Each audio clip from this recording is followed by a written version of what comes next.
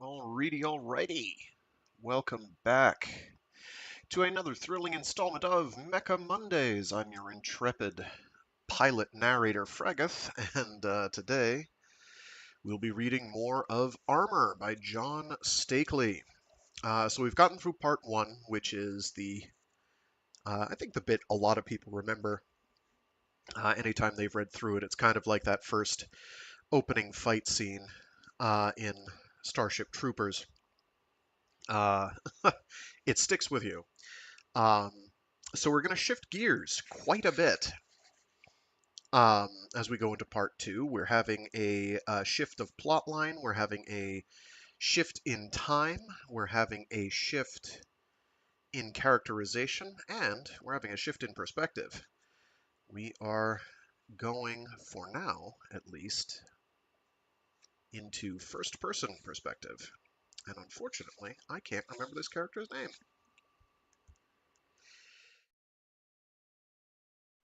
So we will find that out as we go. Um, there are going to be some mysteries ahead, and we will figure them out as we go. Alrighty. Guess I'll shut up now and we'll get cracking.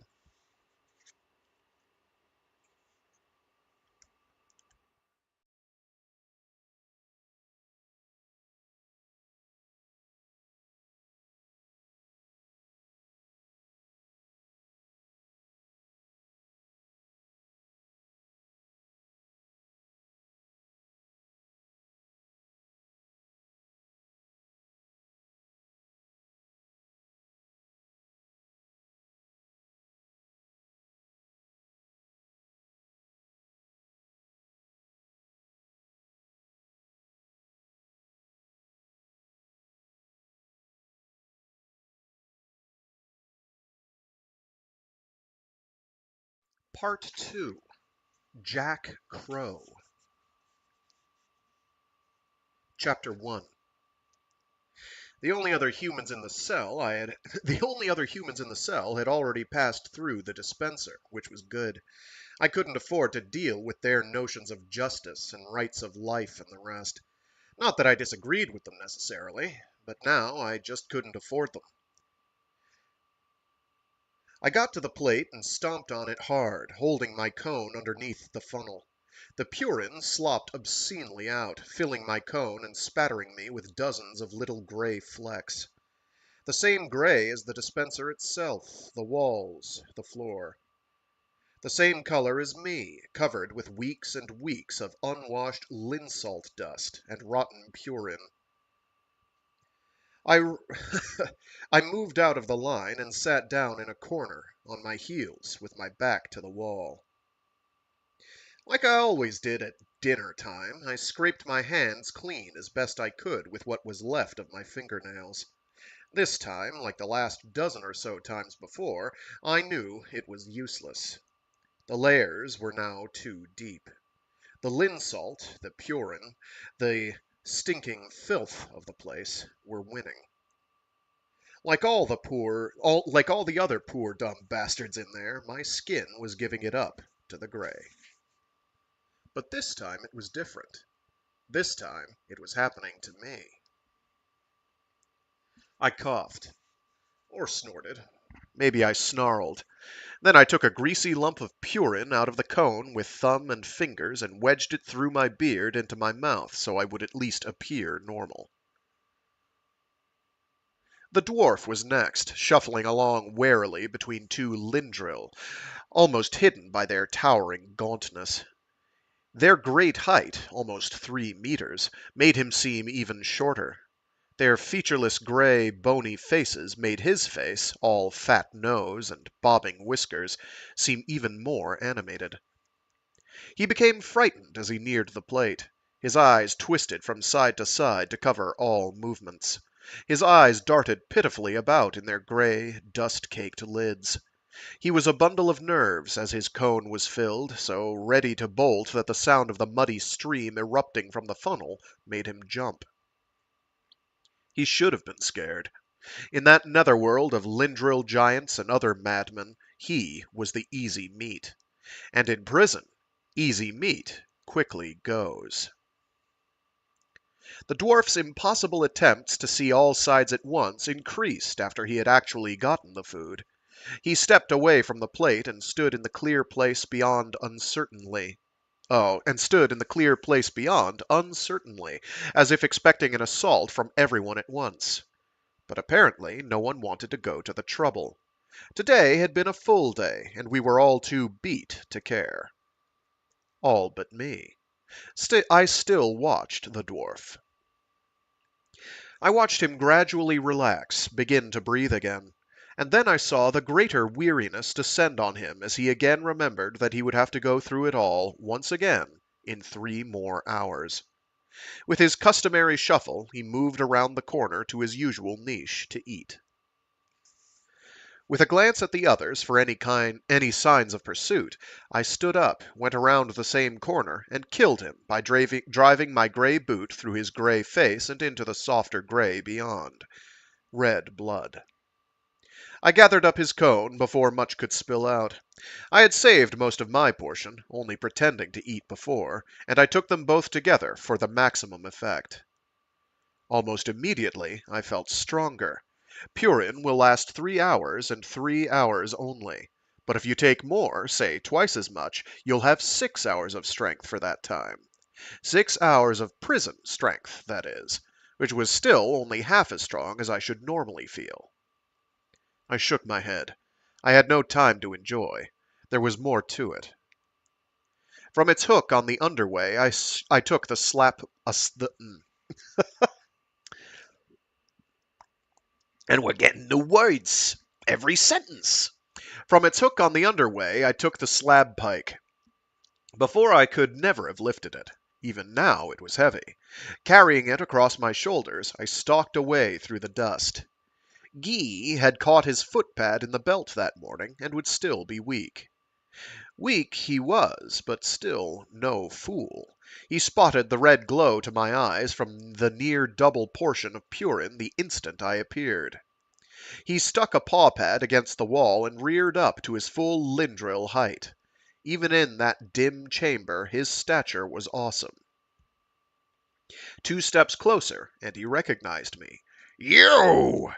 He had time to shout before I swung the full weight of the slab pike down atop his arch plate. Guy's eye cubes lost the glint of amused disgust they had held when first seeing an assault from a puny human. They became instantly opaque from the lindril pain response. He screamed that terrible scream. He clawed frantically at his footpad, lost his balance, and fell against the wall. I was already on him, scrambling along his length, lunging forward. His throat was open wide, gasping for air. I wedged the barbed end of the slab pike deep into the passage, felt it lodge tightly. I bounced to my feet and threw my entire weight against the free end of the pike. The cartilage warped, split, then ripped. The screams peaked, ceased. Even with what Guy had already eaten, there was still twice as much remaining as I was accustomed to. My eyes blazed crimson through the settling dust cloud. Those who had come to watch faded quickly out of sight as the glow, and my strength, increased. Another Purin rage is on, they thought, and nobody wanted to be next. They were wrong. I was in no Purin fugue to kill blindly and gorge myself until dead or ruptured inside. I was going out. The salt bore clamps gave easily to my newfound strength. But then I had trouble with the treads. Those few moments of futile fumbling drove me into such a rage that I finally grabbed up the salt bore itself, by drill bit and casing respectively, and threw it across the cell, against the belt mechanism. I shoved the drill bit deep into the machinery, braced myself with feet and back, and keyed the power. Sparks flew, metal shrieked, grinding against itself. The belt drivers began to buckle as the salt bore tore into its center. The wall shuddered, then the floor. My back felt like it was breaking from the force of the salt bore torquing against it. Something, probably my back, had to give. But I couldn't let go. I might never have another chance, another day, another life. My skin is turning gray! I shouted at the top of my lungs, just as the belt drive and the supporting wall erupted. The salt-bore casing saved me, shielding me from the flying debris. I shoved my way through the wreckage, hot metal and fused linsalt, and I was out. The brightness of the sun, of any sun, was a searing blow.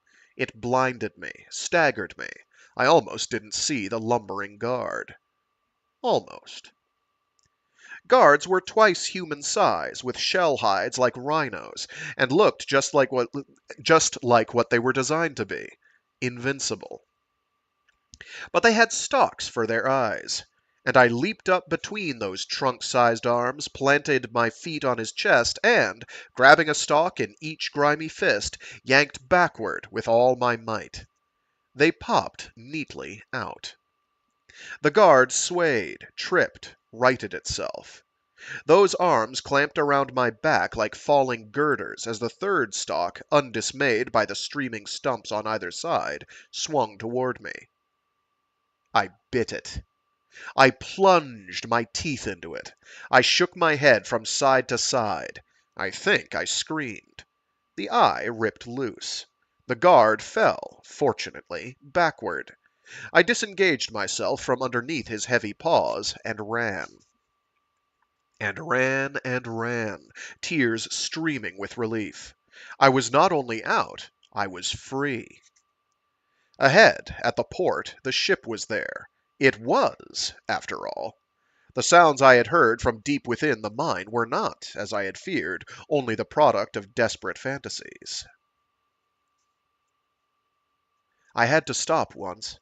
The taste of that bile the guards used for blood made me heave and heave again. But I was up and running again before my stomach had emptied completely out. I was out. I was free. It was a ship. It was Borglin's ship.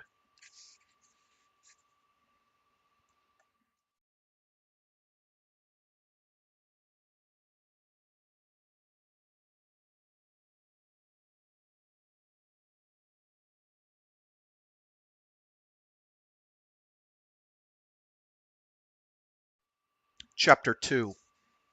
At first I thought it was a standard coyote. Bad for me. Though there weren't any fleet warrants out on me, any captain who was only half bright would know enough to order me held for questioning. Then the whole mess of extradition would begin. Different guards.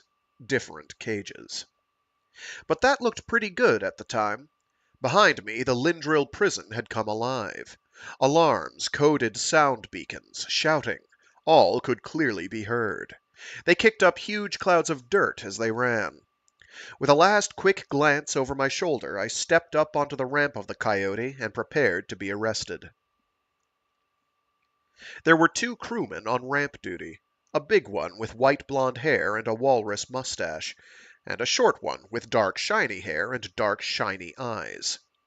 The little one was going to be the problem, as the little ones usually are. Apparently lost in conversation, they hadn't noticed me. As soon as I was up on their ramp, though, they perked up. The big one seemed appalled by my putrid coloring. The small one, on the other hand, displayed a grin of amused disgust. Good God, who the hell is that? You mean, what the hell is that? Replied the shrimp. I figured groveling would do it. Kind sirs, I began plaintively, managing to both bow and scurry a few steps closer at the same time. help me, I beg you. The shrimp didn't buy it. Hold it there, he said. Who are you? Asked the blonde. I thought I caught a touch of sympathy in the blonde's voice. I turned all my attention to him. I'm a man of Earth, same as you. I've been kept here by these... He's a damn escapee, Thor, snapped the short one. Look at him. He's covered with their salt. He's been in the prison mine. Thor frowned. They use a mine for a prison? Of course, idiot. This is Lindrill. How'd you break out, Earthman? The sneer he gave to Earthman was his first major mistake. There was an explosion in the mine. I found the way open. I simply ran without thinking. Then I saw your ship.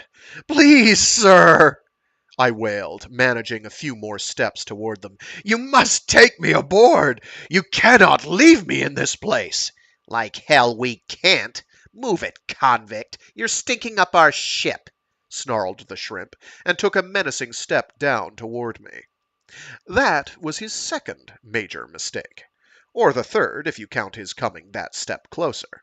For that last step gave me a much better view. This was no fleet coyote, not with a crewman as sloppy as this. His robe was dirty, unwashed. His hair needed a good shower. His tunic was frayed about the collar. No officer, any officer, would let such slovenliness get by. Which left only one answer. There weren't any officers around to object. Mutiny, most likely. That or outright theft. Whichever, this was no ship of fleet. This was a pirate ship. That changed everything.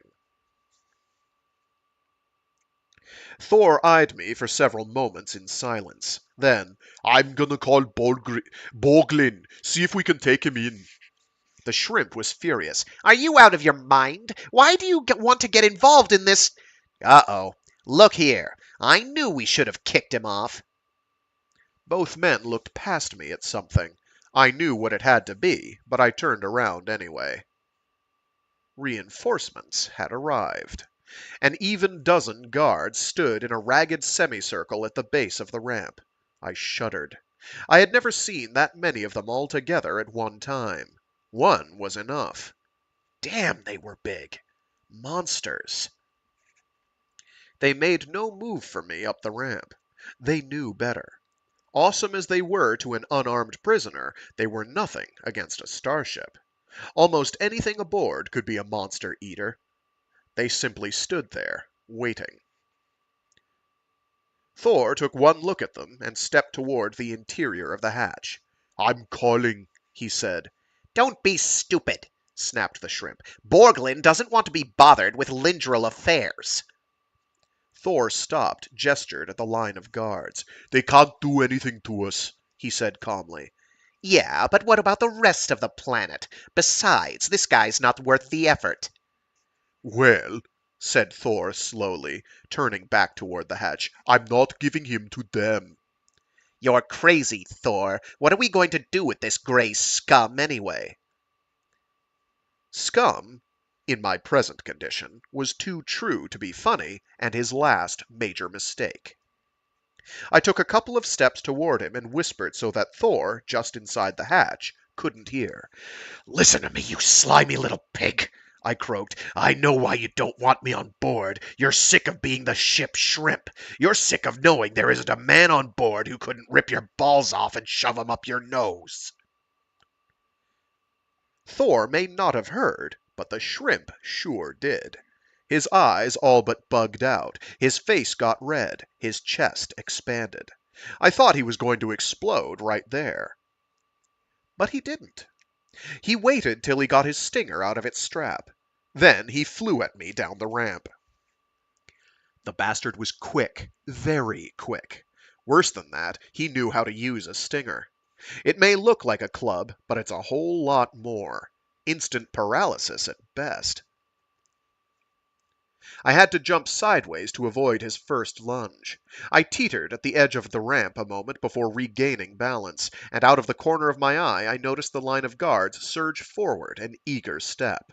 I reminded myself that I'd be theirs on the ground. Not only did I have to win unarmed, but I had to do it only on the ramp. His second lunge was wild, but still too close. I felt the burning tingle as the stinger brushed past my cheek. I had to move. I feinted left, ducked another lunge, and slapped him twice on his left cheek. Slapping is better than fists, and usually enrages enemies. The shrimp got so mad that his next swing of the stinger threw him off balance. I stepped in again as he fell to one knee. I blocked a hook at the wrist and slammed the butt of my palm under his chin. He squealed as his teeth cracked together. Then I backhanded him across the throat. He was tough. Even as he fell, he managed to graze my knee with a swipe from the stinger. The pain seared up and down my thigh. I bellowed like some animal and lost it. Maybe him personally, maybe the prison nightmare, maybe myself. Whatever it was strong. I saw nothing, heard nothing, cared even less. Hate rode. I broke his arm, the arm that held the stinger, twice. Once across my knee, once by just stomping on it. He may have screamed then. He may have screamed all along, but I couldn't hear. I was too busy pulverizing his face and neck and chest, and then it was over, and he lay there, half on and half off the ramp, covered with blood and gray linsalt. I stood over him, breathing heavily, until wham! And I was face down on the sun-scorched metal of the ramp. Thor had driven his foot halfway through my spine.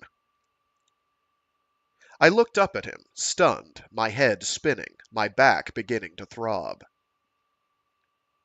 He was looking at what was left of the shrimp. His eyes were wide, aghast. His chest heaved. "You filthy!" he blurted, and kicked me again. He caught me just right, just under my left ear. I spun backward, in mid-air, into a full somersault, and crashed onto the other edge. Dimly, distantly, I saw the guards, now directly beneath me, and reaching, up for me. I clawed, scrambled my way onto the ramp. I got a knee up onto the edge. I heaved. Thor was waiting. I saw the black boot rear back, saw his weight shift, thought it finished. "Hold it!" shouted an incredibly deep and commanding voice. Everyone froze. And I mean everyone. Thor, the guards, and me, still clinging to the ramp with two bleeding hands and a knee. It took me a second to realize that there was no electronic speaker involved. It was simply the unamplified voice of Sar Borglin, chief mutineer and pirate, commanding. A few breaths later, and all relaxed somewhat. And I, scared of everyone in sight, but especially the guards, scrambled all the way onto the safety ramp. The guards paused a moment, then resumed their ragged formation at the foot of the ramp. Borglin found out what was what in a hurry, a way he had. I told him some smoke about being Ben Lawle, a missionary from the Church of Episcoplu to the heathen Lindril. Lawle had been a cellmate of mine, jailed, caged, rather, for blasphemy, so I figured it was a pretty good story. Borglin didn't come near buying it. I thought he was going to toss me off right then. He would have, too, I think. But Thor saved me. Thor didn't mean to. He meant just the opposite. Started sputtering furiously about poor little busted-up prawn, the shrimp. Ha! That's Praun, prawn. Who says authors of military sci-fi don't have a sense of... I don't think anybody's ever said that. I take it all back. Thor didn't mean to. He meant just the opposite. Started sputtering furiously about poor little busted-up prawn, the shrimp lying there on the ramp. How I must have jumped him, how Prawn was only trying to help, and this dirty scum jumped him. Seeing the stinger already unstrapped and out, as well as knowing Prawn as he probably did, made it easy for Borglin to see the lie in the ambush theory. Also, Borglin was irritated at Thor for butting in unasked. He didn't listen long.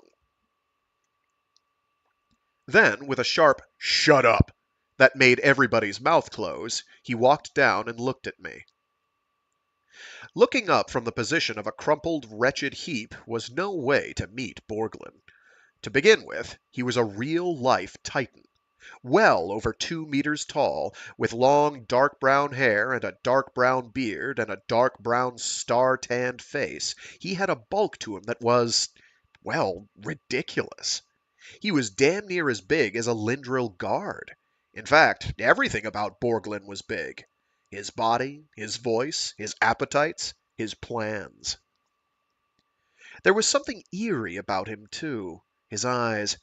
In the midst of that great flat face, of that huge forehead and forest of beard, were the two most exquisitely beautiful blue eyes I had ever seen on a human creature. He was a handful. He peered at me, bent over with massive hands on muscular thighs, and made a decision. "Bring him," he said crisply. Thor started to speak, thought about it, thought he would shut up and live instead.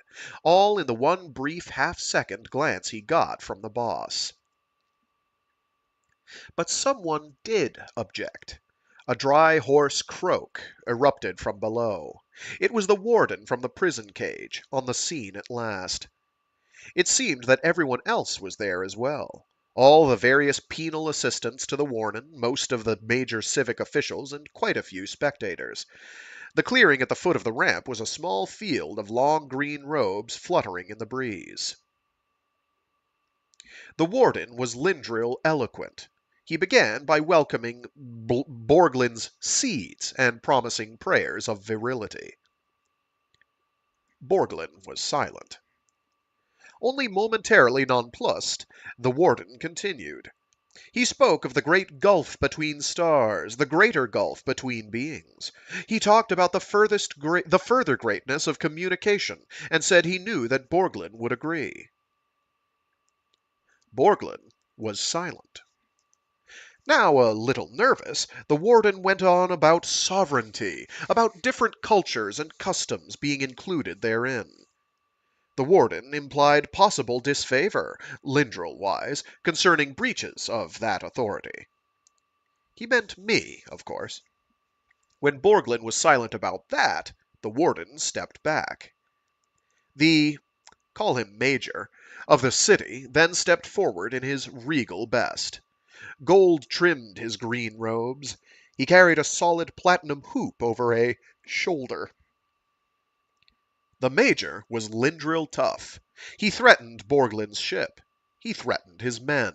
He threatened his seeds. Lastly, he threatened himself.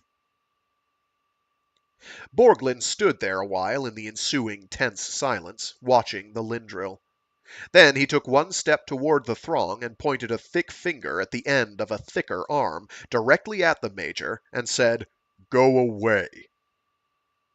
And they went away. Every one of them. They didn't even have to think about it. An hour later, in orbit, I stepped into the fresher. 2 hours later, now out of orbit, I stepped out. Except for a couple of spots, I was no longer gray. I was pink, actually. Just a pinched baby, but still better than gray. Borglin called me into the captain's stateroom after I had eaten. He was surprisingly courteous, asking me all about myself and commiserating about my prison time. I spent well over an hour inventing a past. It became a lot of fun and, toward the end, terribly convincing as I got into the role. Throughout, Borglin said little, merely nodding and agreeing or even chuckling at some instant escapade from my youth. And then, after all my lies and all my talk and all the work involved, he leaned back in his chair at last and said, with a sickening smile, "Well, Jack, I'm glad you got that off your chest. Now, do you want a job?" So he had known, all along he had known, that I was Jack Crow.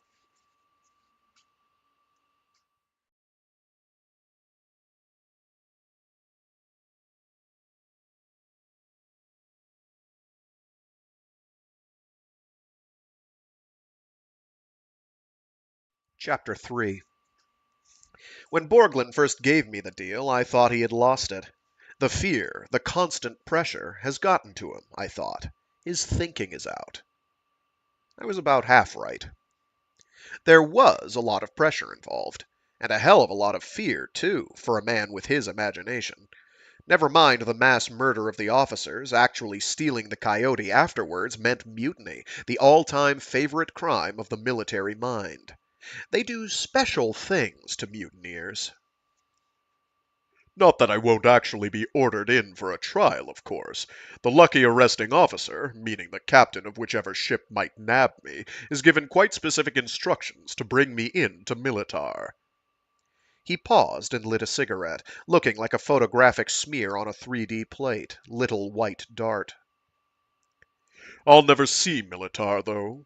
On the way, I'll have an accident. You want to hear about it? I know of one that took 4 days. I told him I didn't want to hear about it. Just as well, he said, puffing. Just as well. He drifted off for a bit, staring and puffing, no doubt remembering details of the 4-day goof. But he handled it well, I thought. Damn well. Not an inch of trembling. Long, smooth, deep breaths. In fact, he showed no sign at all of being aware of his position in about the deepest hole there was. It was impressive, the way he sat there smoking. So, he continued after a while, to the problem. He swiveled around in his seat, leaned across the captain's desk, and stared into my eyes. The problem is fuel. We are just about out. Uh-oh, I said.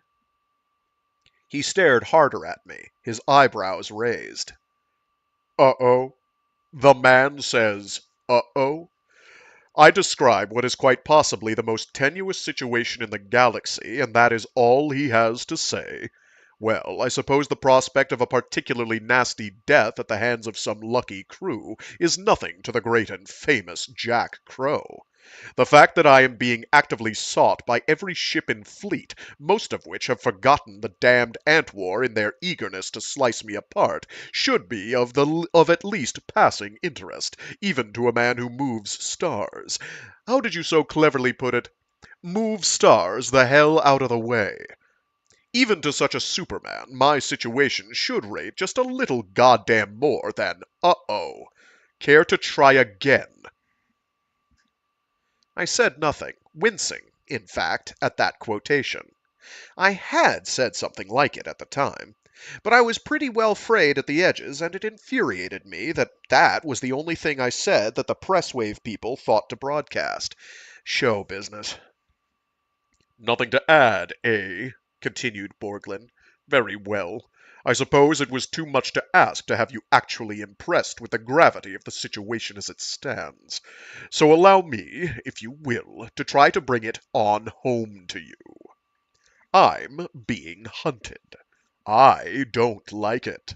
I'm also running out of fuel, and therefore running room. I don't like that. I will have fuel, Mr. Crow. I will obtain it. And unless you wish me to rip you limb from limb and then stuff you bodily through an access tube, you will help me obtain it. Is that pretty clear so far? I nodded. It was clear, all right. How nice. We're communicating. Now, as to the how of it. The only Kangren power cell available to one in my position is at some fleet scientific colony which are, as you may know, completely self-sufficient fuel-wise. My intention is to travel to one of these places, the remotest location available, for obvious reasons, and make connection. Normally, of course, I could neither beg nor borrow such fuel for a mutinous craft, and the possibility that I could simply take what I want from a fully self-contained project complex is essentially non-existent.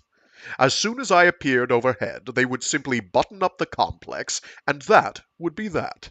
I doubt that even a fully loaded coyote could pierce their defenses without totally annihilating the can inside. So, what to do? I will trick them, of course. Or rather, you will trick them. You, Jack Crow, will make yourself known to the members of the project. You will use your rather romantic notoriety to ingratiate yourself into the complex itself. And at the proper moment, you will render it defenseless from the inside. Is that clear, Mr. Crow? Are we still communicating? Yeah. Wonderful. Now what, you might ask, is in it for you? What indeed, besides a grateful lack of excruciating pain, is your prize? Simple. I have an 8-man sledcraft waiting for me in a safe place. If you do as I say, exactly as I say, you may have it. It will be yours, Mr. Crow, to wander about with as you will. There will also be an appropriate amount of credits logged into its banks directly from the treasury of this ship. I've checked the banks aboard, and it's quite a hefty sum. And if I can't make use of it, there's no reason why you should not. So, there is the proposition, famous and great Jack Crow. What shall it be? He was kidding, of course. Who really needs to choose between being rich and being dead? Between being anything and being dead? I've given your proposition considerable thought, I began. Good, good, he replied, nodding. And I've decided to join your little team. I'm so glad. Here's to the partnership, I said, lifting my brandy glass high. Oh, we can do better than that, he said with an uneasy smile. More quickly than I would have thought possible, he was up out of his seat and around to my side of the desk. He held the flask in one hand. With an elaborate flourish, he filled my glass to the brim. Then, beckoning me to rise, he touched his glass to mine and gestured for me to toss it off in one gulp. I took a deep breath, placed it to my lips, and drank. It burned in my throat and in my mouth, and after a few seconds in my stomach as well. But I was determined to give as good as I got. I closed my eyes to cap the streaming tears and continued to swallow. And then I couldn't any more. I couldn't drink, couldn't swallow, couldn't breathe. My throat was being clamped tight by a monstrous, rock-hewn vise that deflated my windpipe in an instant. In the next instant, I was rising slowly into the air where I simply hung. I opened bulging eyes and stared at the dead eyes of Borglin. He held me there at eye level to him, with the grip of a single hand about my throat. A single hand. And there was no trembling, no effort involved that I could see. No hurry to put me down again. He simply stood there, peering darkly into my eyes, and hanging me with the force of a single limb. Hanging me. Years later, he let me slowly down. But he kept his paw about my windpipe. This is how easy it is for me to kill. It is this simple. Even for you. Remember this. Fear this. I stared at him for a little while longer. Then he let me go. A crewman appeared from somewhere and led me to my cabin. I didn't see him for 3 days. I was glad. I stayed in my cabin as much as possible during the trip to Sanction. The crew made me nervous. It's not that I really feared them. There was no obvious reason for that. They simply made me nervous. They were scared, for one thing. Mutineers, after all, every one of them. No way to ever go home again. No future to speak of in the conventional sense. And totally dependent on Borglin. And I got the definite impression that he hadn't let most of them in on his plans. As the days became weeks, on, the eagerness to know began to get to them. What they did, of course, was to compete in their efforts to appear unconcerned. Gruff voices, too loud laughter, elaborate guises of disinterest, all eventually gave way to collective jeering at anyone showing the slightest trace of uneasiness. And then the jeering became rougher, and the frustration now had an outlet. Aggressive peer judgment. They were getting ugly. So I stayed in my cabin all the time except at meals. When I ate, I stayed at the far end of the mess and appeared deaf to the too boisterous horseplay and the accompanying sounds of battered bodies smacking face down into the bulkheads. No matter what, I never took sides, never hinted awareness, even when the Amazon drive tech bounced the little third-class sparks across the table and into the chair beside me. It had to happen, though, eventually. I had known it would. I guess I had hoped Borglin had put me off limits. At last, somebody just had to know who the stranger was. Who are you, anyway? It was the Amazon. She was sitting at the far side of the mess, quaffing down the daily liquor supply with her cronies, and generally showing how untouched she was by the grimness of a bad situation which could only get worse. I ignored her. Hey, you, at the end there, I'm talking to you. What I wanted to do was slide the plate into the chute right then and just walk out. But there was too much left to make it seem natural, and to appear to be running. That would have been asking for it. So I was stuck. Nothing to do but play it out slow, stalling all the way. I ignored her again. She stood up then, after a little mumbled urging from her mates, and came over to take it up personal. She sat down on the table less than an arm's length from my food. I'm talking to you. I looked up at her. Drive techs have to be big. During combat fire control procedures, they have to be able to lift a whole modular assembly out of the grid and During combat fire control procedures, they have to be able to lift whole modular assemblies out of the grid and replace them the same way, all within seconds.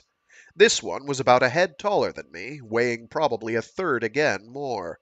I counted that, and I counted her mood, and I counted the strong possibility that she would feel like she had to show off a little with the others watching.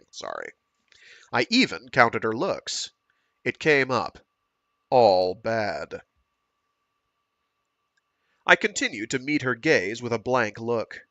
Who are you? She wanted to know. I appeared to think about it, said, "Nobody," and went back to eating. I had hoped to sound innocuous enough that it would stick. But the audience at the far end wasn't having any. They laughed. Not at me, but, damn it all, with me. At her. I felt her tense uncomfortably beside me.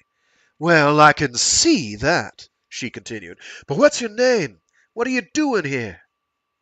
I looked at her again, blankly as before. I shrugged. Just along for the ride.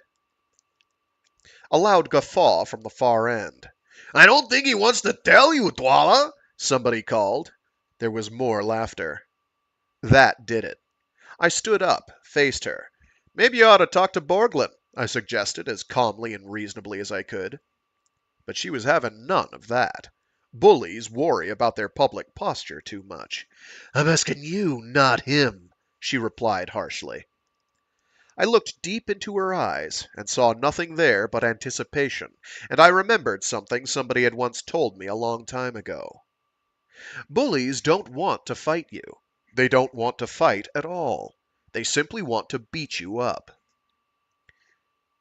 I can't hear you, she said when I hesitated.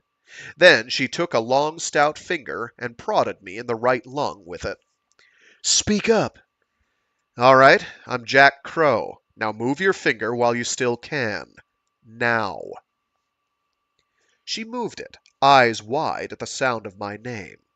There was a long, heavy pause while they took that in. I dropped my plate into the chute and walked out. Whew! I went to Borglin. Yes, he said distantly, regarding the ash of his cigarette. I did hear something about it. And it seems there is considerable interest. Seems Twala and her crowd have some doubt as to your having leveled with them. They're afraid you didn't. And they wanted my confirmation. Well, I hope you gave it to them. Why, no. As a matter of fact, I said nothing at all. Damn it. Look, Borglin, I'm not part of your crew. I'm not one of them, and I want no part of them. Play your morale games with somebody else. Leave me out of it. Give me my meals in my room. Sorry, was all that he would say. I slammed out of there in a fury. I don't like being used. I don't like having my name, no matter how ridiculous it may become, being used. I didn't like Borglin, or his ship, or his crew, or his problems. and I had no desire to make it easier for him. But that's just what I was going to have to do. Not enough, for his purposes, to just confirm that it really was me. No. Much better to have to make me prove it, to make me do the Jack Crow pirate bit, really drive the message home that Borglin isn't just wandering aimlessly, that he has big plans using big people. Give the crew a little faith. And give me a lot of shit. There was no reason not to get it over with right away. I went straight to the mess, and, on cue, Twala and Co. were there and waiting. I went straight to the mess hamper and grabbed a plate. "Well, there you are, aren't you, Mr. Crow? If that's who you really are." I turned and faced her and wondered why this always sounds the same, always ends the same, always is the same. "What is it?" I asked impatiently, belligerently. She glanced briefly at her audience, then approached me in 3 quick steps. "Why did you say you were Jack Crow before?" "Why not?" "Well, are you Jack Crow?" "Am I?" "Listen to me, you little skunk," she began, taking that last step into my airspace and towering over me. "I think you're a liar." "So?" "So I don't like liars." And then, with infinite weariness, I delivered perhaps the dumbest, most worthless line in all of human interaction. "So, what are you going to do about it?" When she kicked at me, I smashed her instep. When she swung that massive arm, I broke it at the wrist, and, for absolutely no good reason, at the bicep as well. And then, because I was sick to death of it all, I picked out the biggest loudmouth in the crowd and beat the living hell out of him. They all scattered then. It was left to me to take her to medical for the casts and Gropack connections.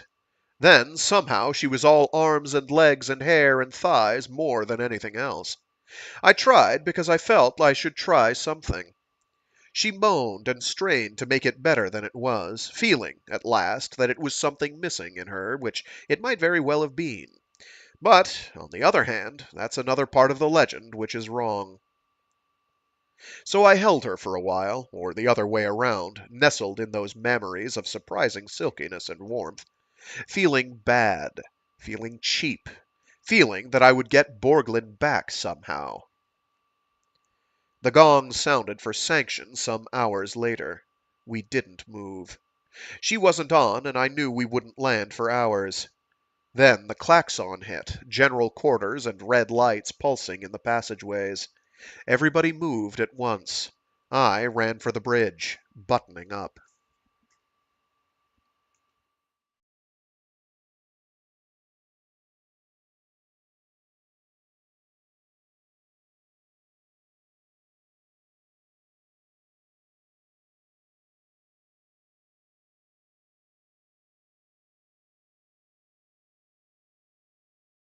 Oh, thanks for tuning in, a cookie, even if it was only briefly. Chapter 4. The fleet ship wouldn't move.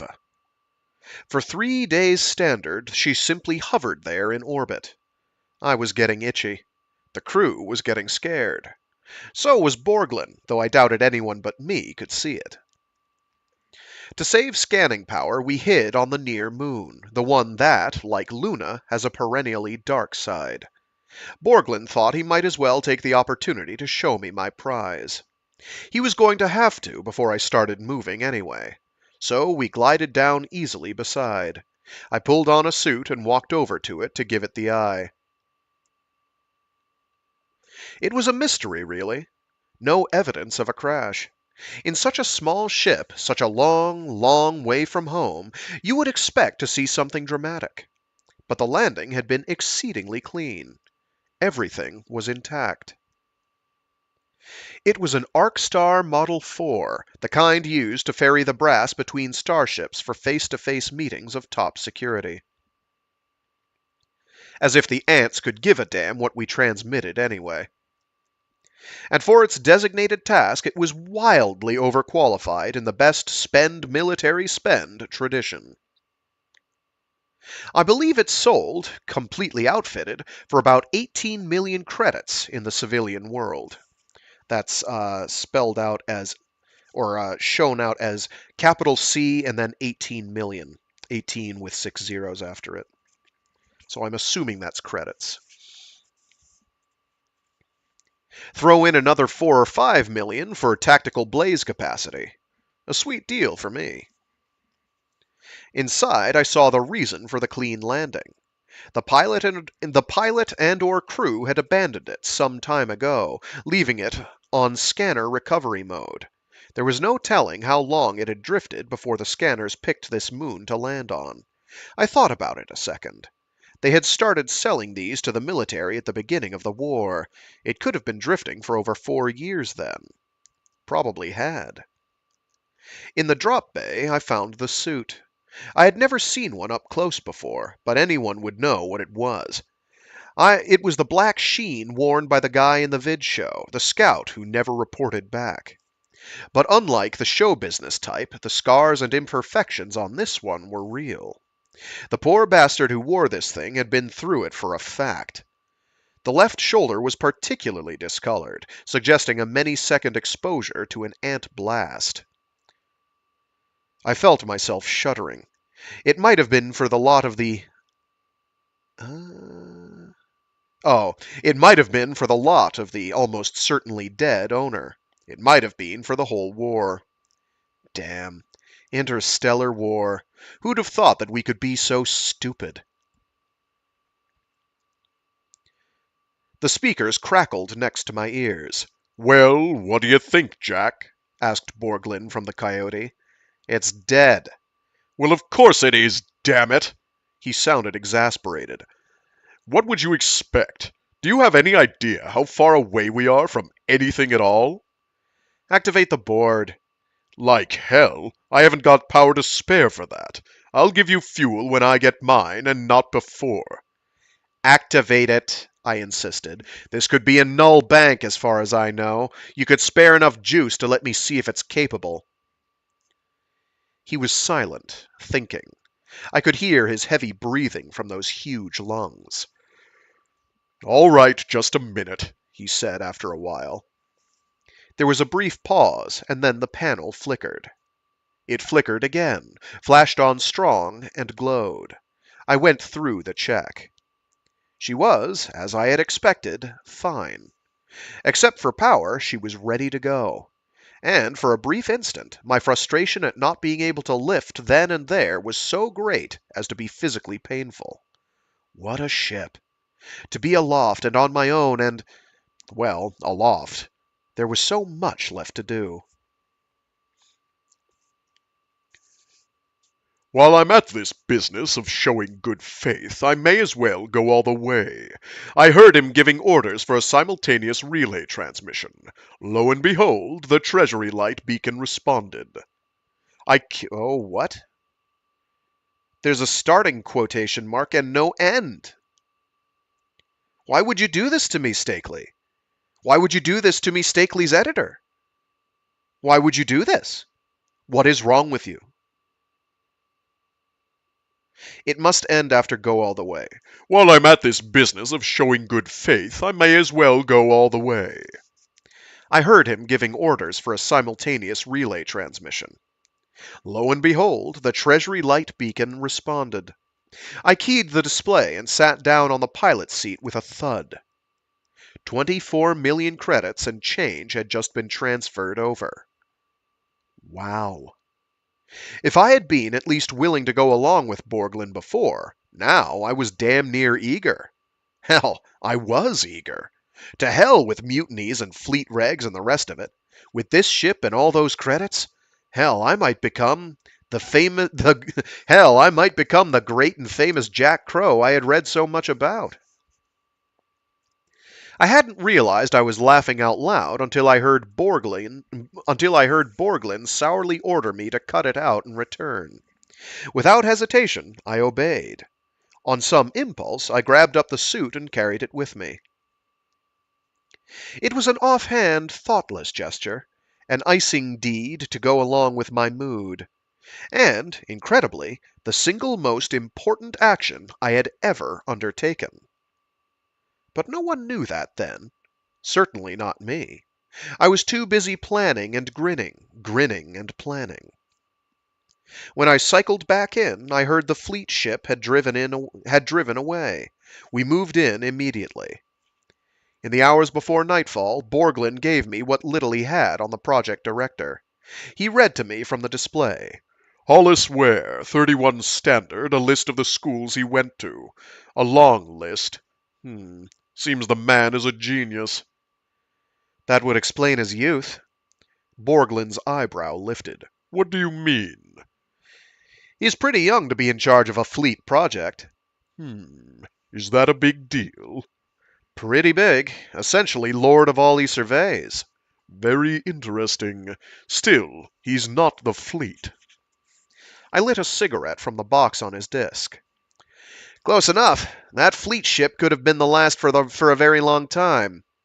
That's why they have colonies like this. It saves money. You have to sign on for a 3-year stretch, and during that time...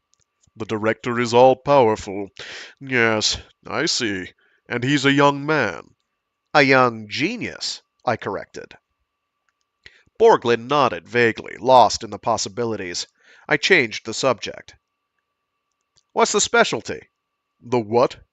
The purpose of the project. What are they studying? Oh, says here he's a statistical historian. Never heard of it. Let's see. Projections of optimum conditions for specific permutations as regards to... What the hell is all that supposed to mean? Here, I offered. Let me.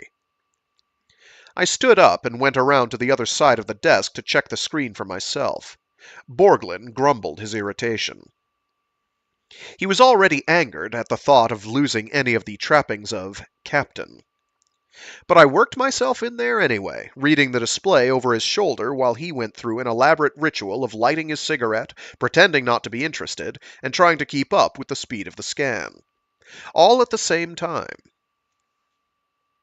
I read for several minutes, nodding to myself and occasionally muttering, "I see," under my breath. Not because I really saw. Most of the stuff was as much beyond me as it was the mutineer. I only did it because I knew it would make him feel a little less invulnerable. I would not, forget the incident with Twala. At last I went back around to my seat and sat. I lit another cigarette and stared at the smoke as if immersed in the contemplation of all that wonderfully intricate data. The fact was that I had understood maybe 1 word in 10 once it had gotten down to specifics. But I had learned a couple of things. 1. It was a relatively new and fascinating field of study. And 2. Hollis Ware would have to be a genius to understand it. Hollis Ware would have to be a genius to understand it, much less found it as the banks had said. Well, asked Borglin irritably after he could no longer stand the suspense. A time span of perhaps 20 seconds. Before I answered, I filed the memory of his impatience in a safe place. Ware's working for Fleet. I know that much, goddammit! He snapped angrily. No, I mean the real Fleet, the fighting arms. He's involved with the Ant War. Really? How so? From what I could understand, it seems he's trying to determine why our casualties have been so high. Borglin stared at me for a second, then burst into wild, deep, uncontrollable laughter.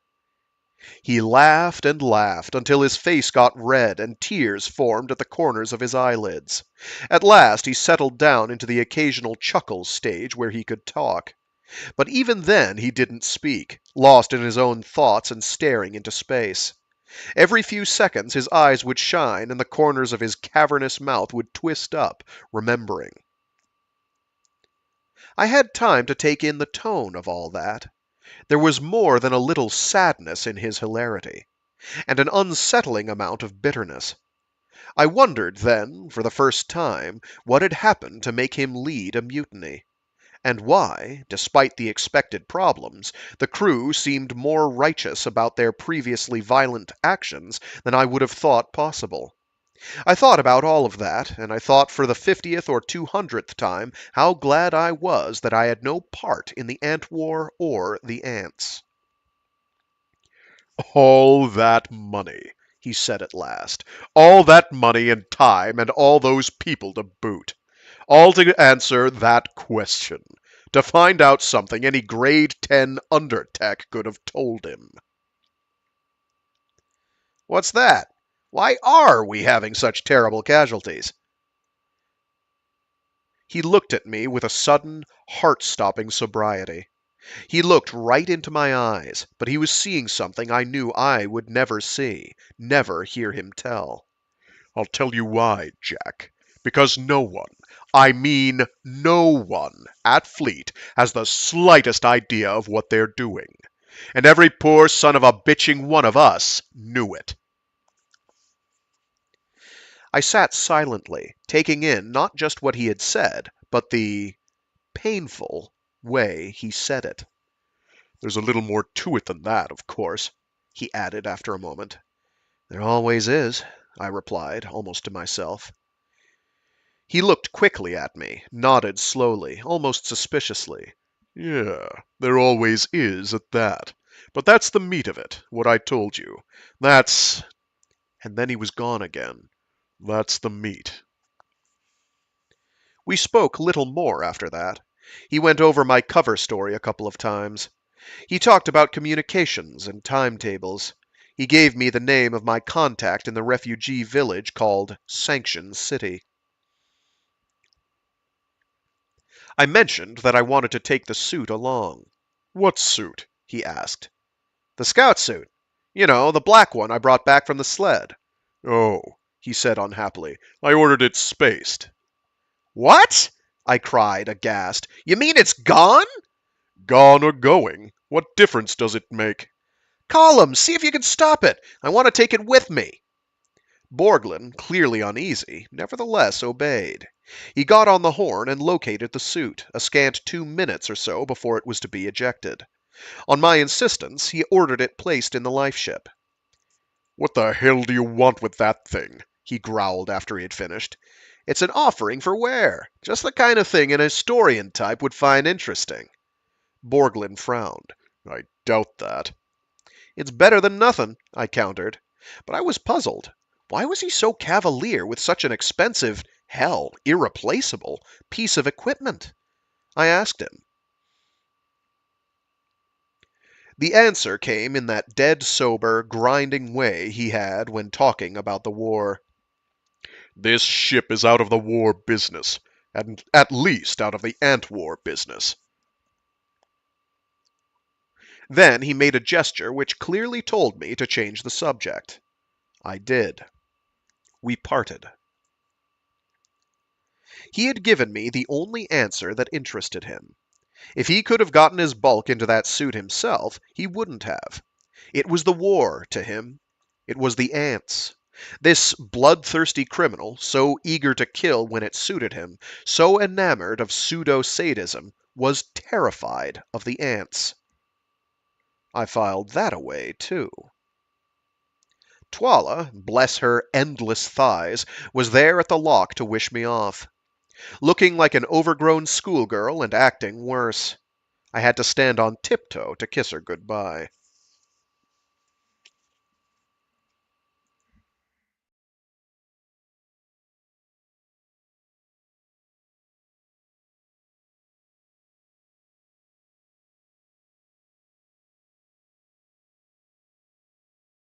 Chapter 5. The life ship dropped me onto the little delta just across the river from the project. Semi-frantically, I began to unload my gear before it lifted again. I had plenty of time, over 2 minutes, but the possibility of that ship darting for the stratosphere while I still had one leg in the door was particularly vivid to me. It had happened once.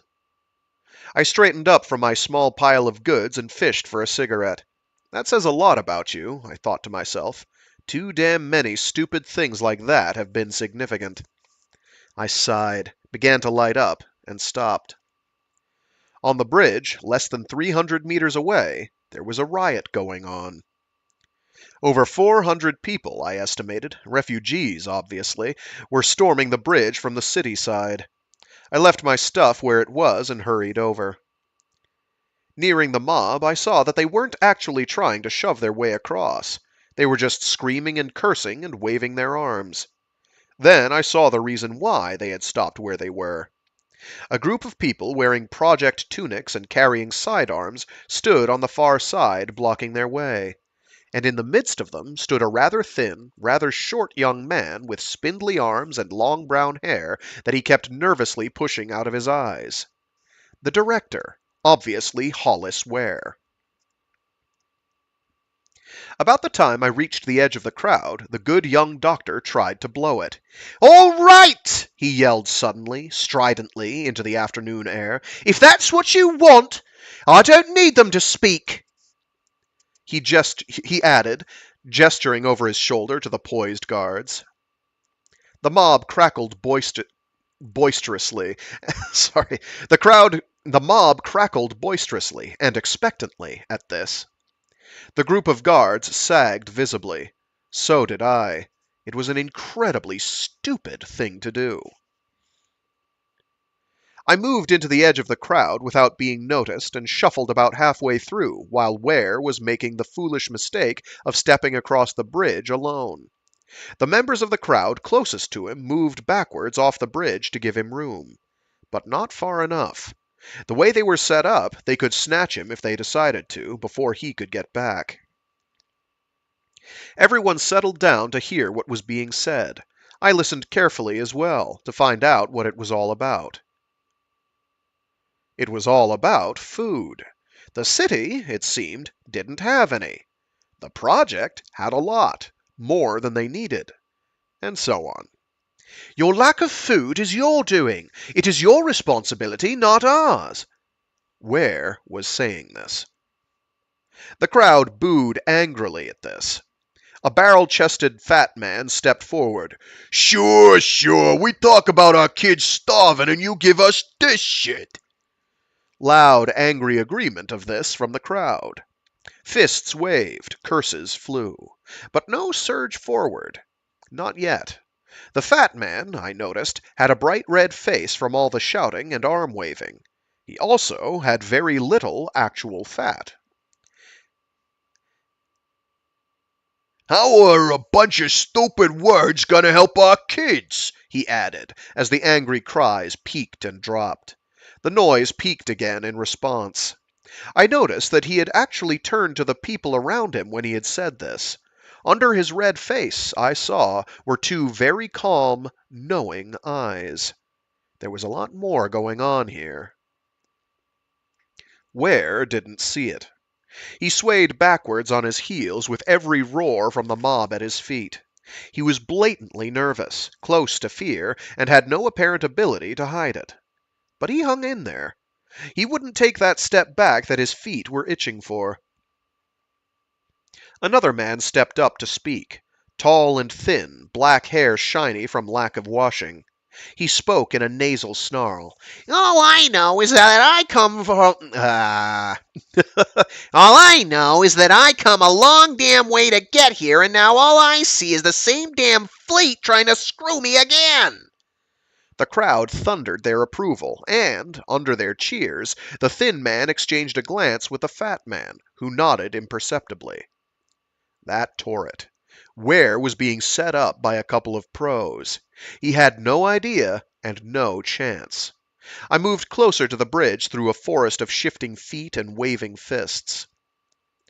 Ware tried to respond as best he could, but he was hopelessly hamstrung. First, he plainly feared the crowd in general and the fat man in particular, and he was disgusted by the crowd. The latter was probably doing more damage. When you're way, way down and know it, you sure don't like to have it broadcasted by the sneers from somebody who is up. And Holly did broadcast his disgust, try as he might to hide it. He found them filthy, worthless, and generally just beneath him, and they could tell. They really hated the little guy. And so, abruptly, he made it worse.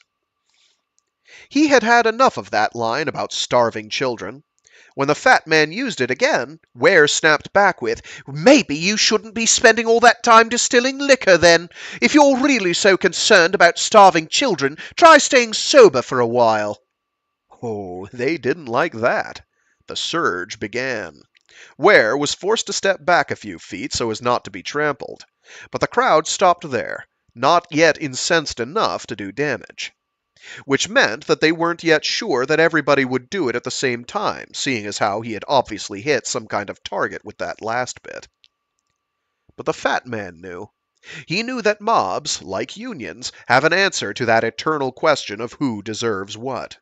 They just ignore it and grab. The fat man got them mad enough to ignore it. Talked about how easy it was for Ware to talk like that, and how he would sing a different tune, and how, surprise, he couldn't possibly understand because he had never known what it was like to live in Sanction City, so, ta-da, he had no right to judge what he didn't understand. It was the standard line, but even so, the fat man was a master of it. He went on and on about how tough it was for them, and how easy it was for Ware a couple of more times, proving, by repetition, that he was actually saying something significant. Then he made the move. He took a step up until he was actually standing on the bridge about half a step from Ware, intimidating the director with his size, and asked the big question, "Just how long do you expect us to take this?" And that was it, the big moment. The complete surge was coming. Mob-wise, he had Ware in a hole. There was nothing he could say, and the next words from the fat man's mouth would start it all. So I cut him off. "You sure talk a lot," I began loudly, shouting over his next remark.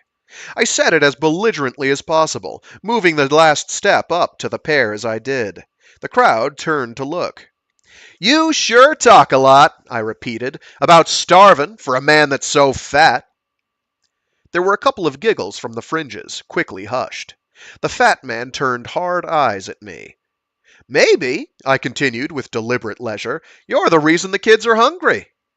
I noticed then that the unlit cigarette was still in my mouth. I lit it slowly and blew the smoke gently toward him. I felt the tall, thin one move in over my shoulder. I had to do this now.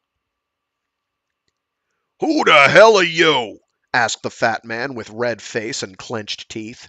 He turned toward me, raising his arms. He was furious. He had lost the peak of the mob. He had to do something about me in a hurry. I smiled. "I'm Jack Crow." Murmurs, eyes agape, shifting whispers drifted about. I loved it. The fat man hated it. He had lost the initiative. But he was quick to reach for it again, starting with, "I don't care who you are, right?" I cut him off. "Make your move, Tubby."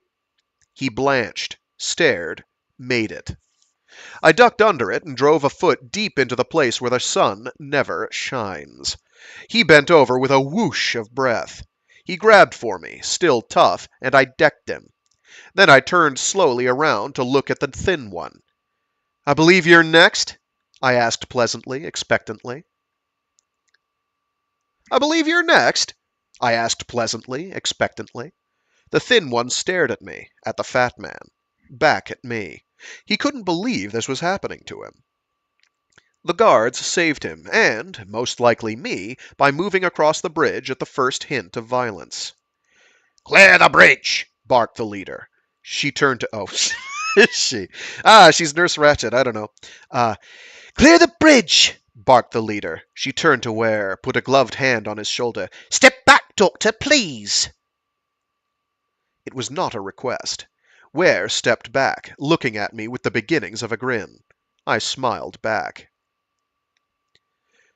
The rest of the guards formed a wedge on the bridge, with their blazers high and in view. "Back!" shouted the leader. "Break it up and go home! Now!" The crowd, deflated, obeyed meekly. I felt a rough grasp and then a shove as I was encouraged to do likewise. I spun around to get into it with the guard who had shoved me, thought better of it, and turned to Ware. Wait, he said on cue. This is Jack. This man is all right. I smiled as warmly as I could. So is this one, I said, and offered my hand.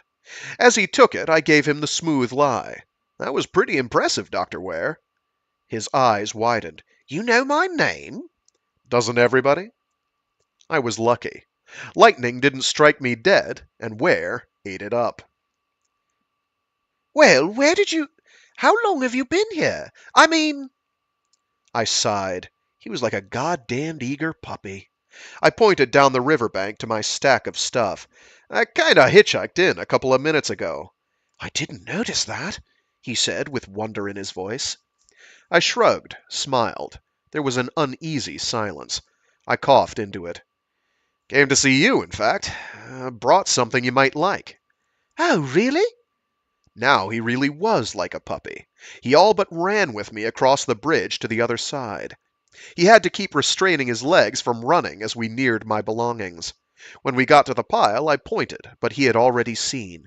My God, an L1625 Scout! I don't believe it! He was all over it in a second, poking and prodding. He uttered another gasp. And it's still got the recording pod, he said breathlessly. Ah, you noticed that, did you? I asked with a smile, looking over his shoulder to see what the hell he was talking about. Recording what? He straightened up and looked at me. And you brought this all the way for me? He asked with genuine amazement. All for you. His ecstasy was overflowing. He didn't know what to say. Embarrassed, he looked back and forth between me and the suit. You're really Jack Crow? I nodded. He stuck out his hand to shake again. I shook. Now I was embarrassed. And you're Hollis Ware? I added lamely. He hardly heard me. He was watching the distantly retreating crowd. Damn, he said with a boyish grin. You sure do make things happen, don't you? He was already looking at the suit again, but I was watching the crowd now, watching and wondering how badly what was coming would hurt this man. This nice man. Yes, I replied at last. I do.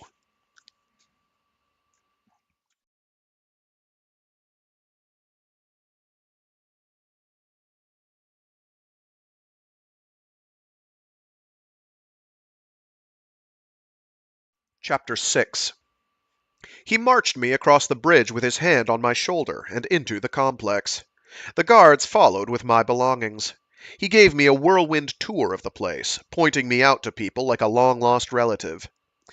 There was an incredibly fast tour of his private workshop, complete with running dialogue on the problems of statistical history that was, quite frankly, beyond my grasp. I saw corridor after corridor of laboratories and computer banks. I saw recreation areas and living quarters, and the room I was going to have. I saw secretaries and assistants and crew. I saw his fellow scholars and their growth charts and their equipment. I saw Laya, saw Karen, saw that they hated each other. We ate. 12 of us sat around a beautiful mahogany table and feasted on fresh vegetables and wine that I was told was home, Sanction grown. Sanction being the name of a planet. I enjoyed most of it, faked my way through the rest. I also learned a lot about Holly. First, he was as smart as the Coyote readout had said he was. A for real genius. The other members of the academic staff were all much older than he was, all rather stodgy, in fact. They faked it better than I did. For clearly, they could not follow the intricate workings of his brain. They spent a lot of time at the dinner table nodding sagely and sometimes in awe, sometimes in bewilderment. But always hating the too smart little bastard. But I also learned how to get along with Holly, as he insisted now that I call him. He wanted to be in on things. Specifically, he wanted to be in on my things. I found that rolling my eyes at the stupidity of his fellows worked beautifully if I did it in such a way as to include Holly. When they asked the usual questions about me, anxious as hell to get away from Holly's theories, I would fake it in such a way as to say to Holly across the table, "You and I can talk about these things later, in private." Holly sucked it in like it was his last breath. After eating, we went out on the terrace. I separated myself from the rest. I stood at the balcony, sipping and smoking. Sanction City glowed Sanction being the name of the city, not the planet. Actually, I think it is the name of the planet, too. Never mind. Sanction City glowed dully across the river. Waves of anger and hatred rose strongly into the sky. Karen appeared at my elbow. She leaned against the railing, sort of uncoiling against it, like a cat looking for a tummy rub. We stared at each other that way for a few seconds, my gaze blank. "Did you really come here to see Holly?" she asked at last in a husky tone. "Really and truly." "You've really heard of him?" "Uh-huh." "You know much about his work?" "Not as much as I'd like." She nodded vaguely at this, allowing her hair to slide lusciously across her cheek. "How long will you be here?" "That depends." "On what, Jack?" she asked and rolled a smile across her shoulder. There is a stench when somebody wants to fuck your name. It rolled across with the smile, on the way she had said, "Jack." I hated it, of course. I wanted it, of course. The way she had of sort of trembling with bursting sensuality. "Are we fucking?" I asked bluntly, "or just dancing? Or are we gonna dance now and fuck later? Nothing else will do. I'm a busy man." She stood up straight and got red, then white, reminding me, suddenly, of the fat man from the bridge. "Make your move, Puddin'," I added. I added. There we go. Her tremblings were no longer the good trembling, but from fury against things women hate, like pointing out the obvious and laughing. She turned after a long, hateful look and stalked stiffly away. Her drink trailed liquid, unnoticed, on her white knuckles. Across the terrace, Holly stood red-faced himself, all but shouting at a crowd of younger scholar types. Whatever it was that he was really for it. The younger folk looked hesitant, but were smart enough not to buck the boss. The older folk had extended the nodding outside, mumbling echoes of his more vociferous remarks. As I reached the edge of the crowd, faces turned in my direction. Holly noticed this and followed suit. He looked embarrassed, suddenly, at his own intensity. He slipped out an arm to me as if for corroboration. "Jack," he began, "Jack Crow, what do you think about fighting the Ant War?" Uh-oh. I froze. Holly did too, along with everyone else. "Not tonight," I blurted into the silence and added a punctuating burp. Everyone laughed, hooting and hollering. I relaxed my suddenly taut shoulders and smiled. I had gotten away with it. I dragged through the rest of the evening by drinking too much, and, when absolutely necessary, relying on my store of meaningless but expected Jack Crowisms. Fortunately enough, the mood of this gathering was more inclined toward performance than most. No long silences while fat drunks awaited an exhibition of the real, private me. Instead, they took turns, flashing their lore. I learned from a biochemist the reason he and many others continued to prefer the old-fashioned and acidic spirits over the physiologically harmless syntho. "Scotch and such is, chemically, mind you, a better drug," he assured me.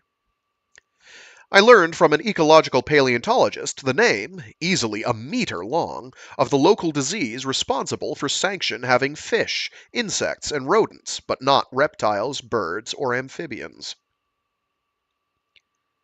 I learned from an apparent score of local ranchers that the difficulties of breeding herds from embryos. The immigrants, meaning, of course, the newly arrived low-rent city folk, as opposed to the newly arrived high-class country folk, had so far managed to both steal and eat almost everything old enough to graze. I learned from an assistant statistical historian, one of Holly's aides apparently, that not one person associated with the project, from the scientists currently staffing it to the scientists who had okay, let's try that entire paragraph again. I learned from an assistant statistical historian, one of Holly's aides apparently, that not one person associated with the project, from the scientists currently staffing it to the scientists who had initially authorized it, had managed to grasp the director's theories. No one else was smart enough to really follow it. But they were, all of them, smart enough to know that Hollis Ware was smart enough. Or something. Then it was over, and I was shown to my suite. I peeled out of everything, took aim at the bed, and somebody tap-tapped on my door. Karen stood swaying, so blonde and precious that I could taste her skin. She took a deep breath. "All right," she whispered. "No dancing." You mean fucking? I asked cruelly. She bit her lip. Her eyes were shining. She nodded. I pulled her in and slammed the door.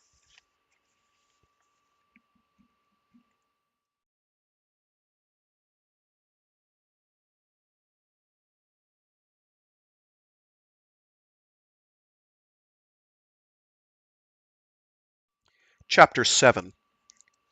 I woke up hearing Karen bitching away at some servant type in the anteroom. Something about trying to show a little decorum around the place for a change, and how she would not accept having to apologize to the great Jack Crow himself about the slovenly attitude on this dreary planet, and so on and so on. So she's basically being a Karen. Or she is her namesake, I guess. Not namesake per se. I don't think that term came into the vernacular until the last 10 years or so. This being from, what, 80 something? 84.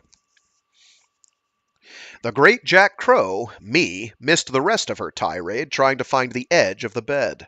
I had the great hangover. A few minutes later, sitting up at last and drinking the morning after goody some gentle soul had left there for me, I heard the outer door close behind her. Immediately after came the sound of gentle laughter, followed by the muttered grumblings of somebody who knew better than to take such incredible rudeness seriously. I smiled to myself, found something to wear, and stumbled into the next room to confront the victim. It was a man. A rather nice-looking guy, about 40 or so. He was a couple of inches shorter than me, with short blond hair and a beautifully cropped Van Dyke a couple of shades darker. He was wearing crew garb. The name Cortez was stenciled over his left breast pocket. He was sitting on the arm of a chair, looking desultorily at his watch and tapping his foot with gentle impatience. I liked him right away. I made some sort of noise, and he all but leaped to his feet and stood staring at me apprehensively. I let him worry while I fished out a cigarette and lit it. Then I gestured through the smoke toward the door. "She always such a bitch?" I asked.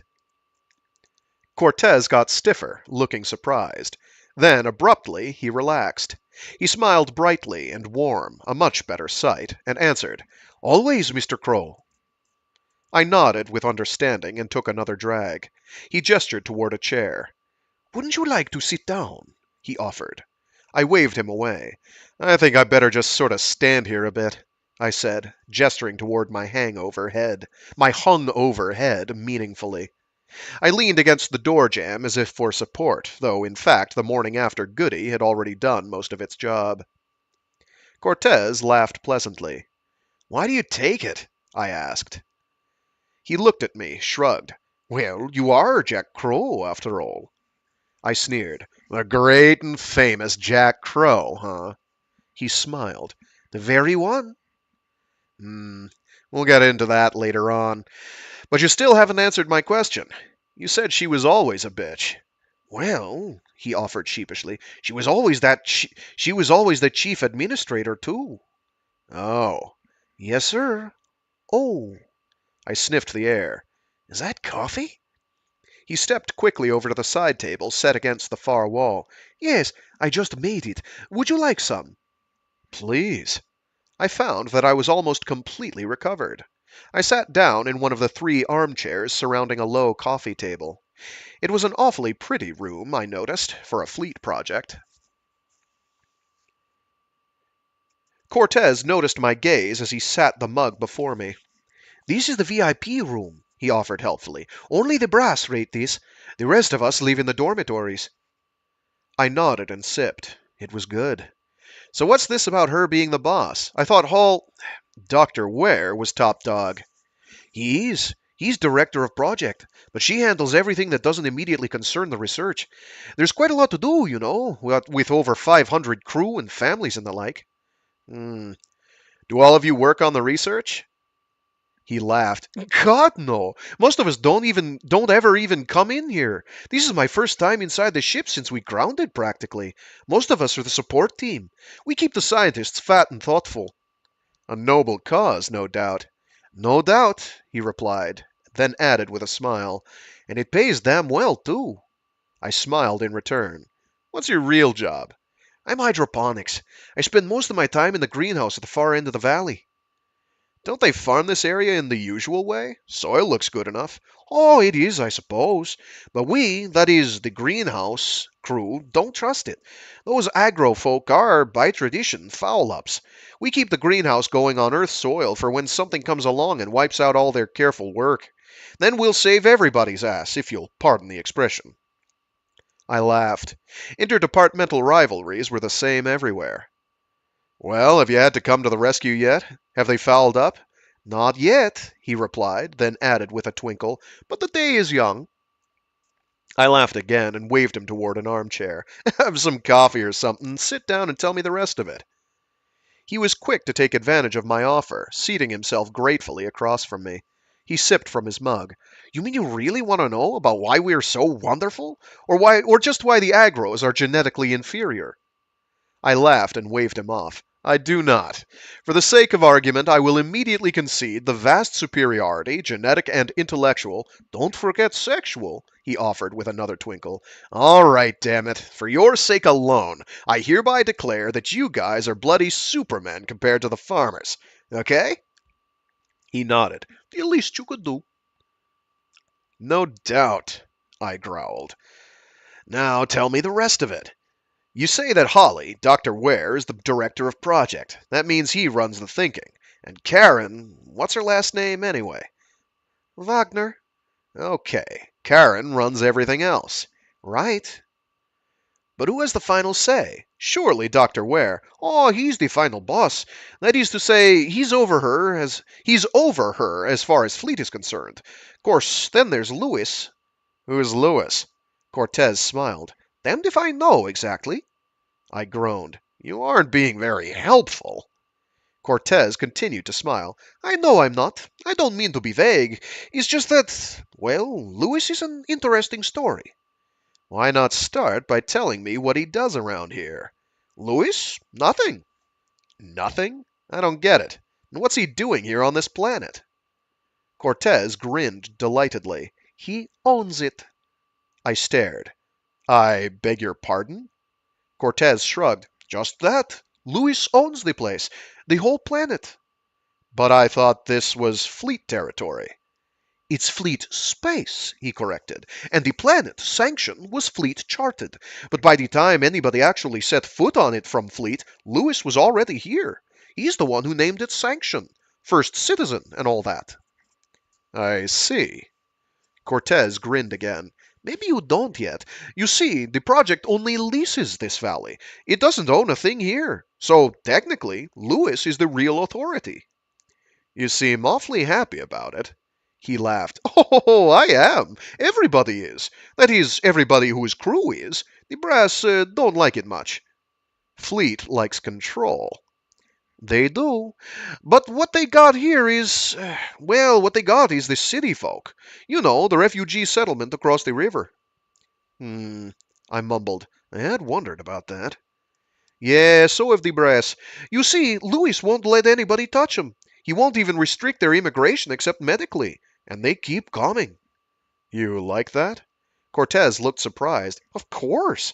Hell, how many fleet projects get to have a frontier town next door? Hell, I've done 3 years on places with no place to have fun but Mercury Lakes. Having that wide open place is like a dream. I thought they didn't like you guys, you project people. Cortez waved that aside. Oh, he's just a brass they don't like. They love having us come by. I nodded to myself, wondering if Cortez really believed what he had said. Or maybe he just didn't know how deep the hatred was. What he probably saw as just being a regular guy was, and was certainly recognized by the refugees as, slumming. Just the same, I offered gently, you'd best be careful when you go over there. Cortez grinned mischievously. Oh, we know they're all just a bunch of deserters and low rents, but they're a lot of fun just the same, and I don't think there's really a place for being a snob out here. I mean, we're all stuck out here just the same. We ought to try to get along.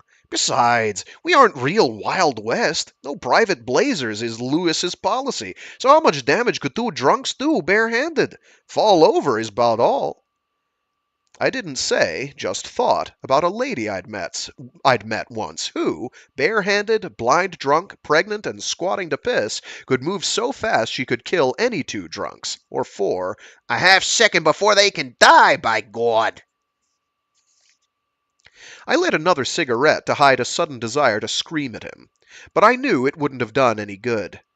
It would only frighten him, clam him up, and then later... Oh, and then I wouldn't be able to get any other information from him later on.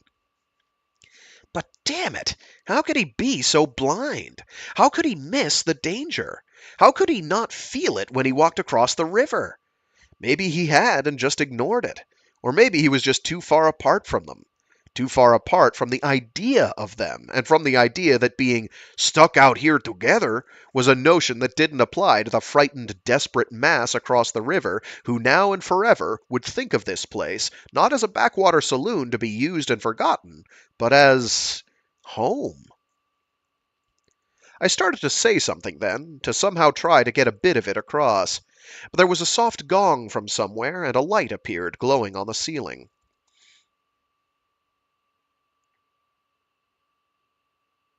Cortez set down his mug and keyed something on the underside of the table.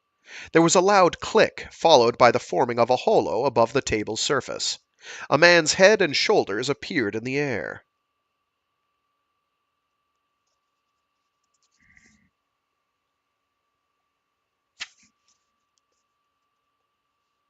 Who is... Oh, Cortez! Is he up yet? Cortez looked questioningly at me. Evidently, I was out of range. I nodded. Cortez looked at the display. He's up. Good, replied the figure in the air. Could you tell him that Holly wants to see him? You know, Dr. Ware sends his compliments and all that sort of crap. And would he please come at his convenience? I don't know who's talking anymore. Because, like, it end quotes. I want to find the editor and slap them a little. I could have done a better job.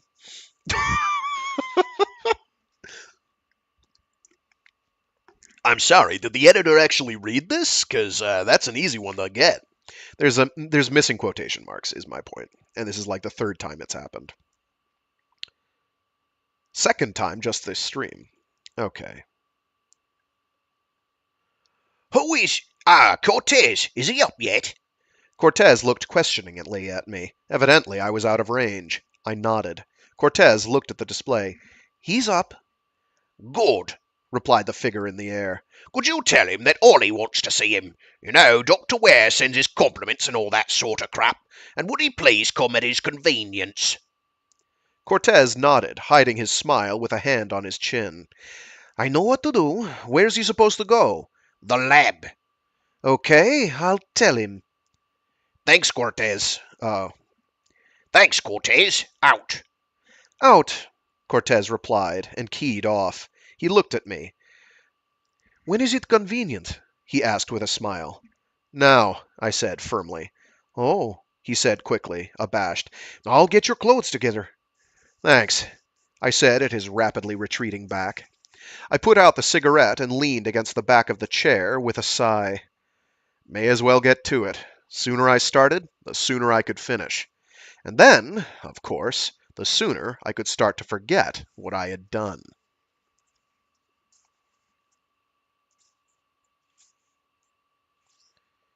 And that, I think, is going to do it.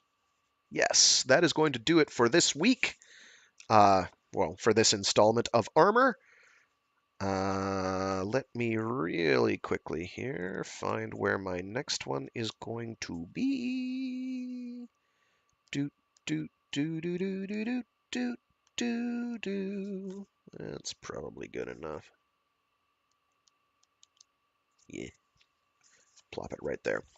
Alrighty. So yeah, I hope people are enjoying. Things have changed a bit. We've got a change of pace. I do promise that plot lines are going to reconverge at some point. We're going to find out things about Felix and what happened after the Banshee incident. But we got to ease into it. So yeah, with that, I'm going to scooch. To anyone tuning in for the first time, wondering why this is so rough, it's because I do these live. For anyone who'll tune in at the time, and anyone who tunes in to the YouTube stuff, that's oh my God, I've completely lost my train of thought. That's cool. Wow, I almost feel like I'm part of the gerontocracy running the United States of America. It's great. Um, oh yes, I am totally senile. Where was I? Oh right. Um, right. So I do these live, and that's why they're so rough. These remain unedited. On the due to a combination of laziness and a degree of added verisimilitude, which does make some of them probably borderline unlistenable. Sorry. Um, I do these live every Monday, Wednesday, and Friday, starting at about 12 noon Eastern Standard Time, or East Coast US time, or UTC minus 5. 12 noon UTC minus 5. Um, all of them are archived on the YouTube channel, which I should have a link to in the stream description. And you can, I update the playlists usually at the beginning of every month. Uh, yep. Yep. That's that's it. Right now we are reading through Armor by John Steakley. On Mondays. Wednesday we've got Beowulf: A New Translation by Maria Davana Headley. We'll be actually doing the final installment of that this week, which will include the final portion of the Beowulf poem, as well as her introduction, which is actually going to be longer than the final portion of the Beowulf poem that we're going to be reading, probably. It's pretty long. It's pretty long. It's see that's what, like 40 pages of poem plus 20, 30, 40, 35, 34 pages. It's almost longer than the remaining portion of the poem. Anyway, it's going to be a longer one probably. Oh, and Fridays we're reading through Destination Void by one Frank Herbert. Some guy I don't think anybody's ever heard of. Might have done something with sand nobody read. Definitely hasn't had multiple motion pictures and video games and spin-off books made by his son and a glorified fan fiction author named Kevin J. Anderson. No, sir. Sorry, I rag on the prequel and postquel novels pretty hard. The Brian Herbert and Kevin J. Anderson novels I rag on pretty hard. They're fine and fun right up until you try to like get anything more meaningful out of them, and then it's like, oh, okay. there's nothing there. This is wow. It's fan servicey, I guess, but a lot of it doesn't hold together in the final analysis, in my opinion. Anyway, after we finish Maria Devana Headley's new translation of Beowulf, we'll be doing Termouche by, I think his name is Sven Horm. Yes, Sven Horm. So that should be fun. Armor we won't be done for a while yet, and Destination Void we probably won't be done with until the end of the month, at which point I'm going to be gone for 2 weeks, probably. At least 1 week. And then we'll be back on track, and I will figure it out from there. Okay, with that I'm going to go, as disjointed and mind-numbing as my ramble has been. Never feel bad about tuning out when I start doing that. Never, ever feel bad. Because I'm not in it. My brain's somewhere else. I don't know where it is. I'm looking for it. I can't see it because it's the wrong. My eyes are looking in the wrong direction. And even if they were looking the other way, they wouldn't see it because it'd be too dark. Such a cavernous space, really. Anyway, that's it. See you all later. Stay safe, stay sane, and be decent to each other. Until next time. Oh, thanks for tuning in, Derpy Shark. I appreciate it. Until next time, toodles!